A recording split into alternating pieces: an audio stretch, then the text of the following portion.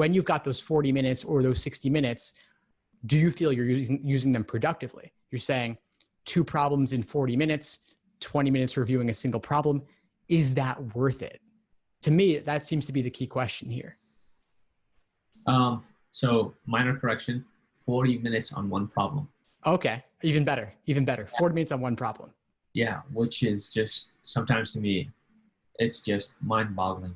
But I guess I'm stuck. I don't know what's the better way to study, and saying, is it effective?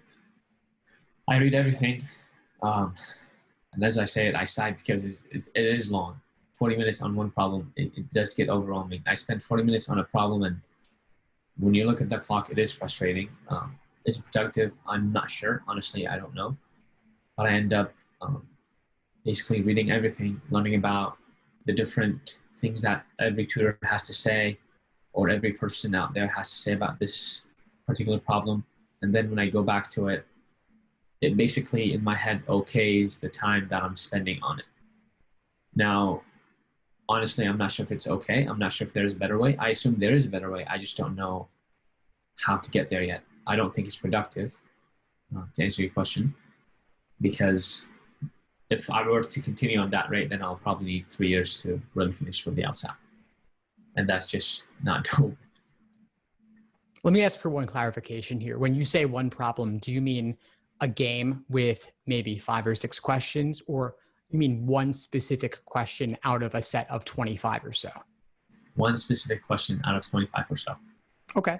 So yeah. That's deep analysis, and you're getting from multiple sources. Yeah. And some of them will say the same things. Some might say slightly different things, and you could pick up different things from each one and make your own understanding out of that. Yeah. Are you doing this for every problem that you complete, or only the ones that give you trouble, or only the ones that you get wrong? So I first took an LSAT class when I graduated college, but that class was not productive, and I ended up having to go through some issues personally, and I didn't really find that class to be helpful at all. But after finishing that class, now what I start to do is I just do my own research, because I feel like I don't need to do any more oratory or any more presentation. I just need to focus on really spending the time honing my skills. So when I read the question, I would tie down, or I would lock down the 2 possible answers that could be the answer. And then I would research the question, and then I would see which answer choice is the right answer. But even after getting the right answer, which I know it was the right answer, or maybe I didn't, I still go back and see why the other answer is the wrong answer. Just so next time I encounter this question, I know what kind of, again, curveball they would throw at me. And that's how I've been doing it. So not just really understanding the question, but understanding the different answer choices that are given. Honestly, to me, that kind of analysis doesn't sound like a problem. To me, I wish more students would do that. But it's a problem if you feel like it's a problem.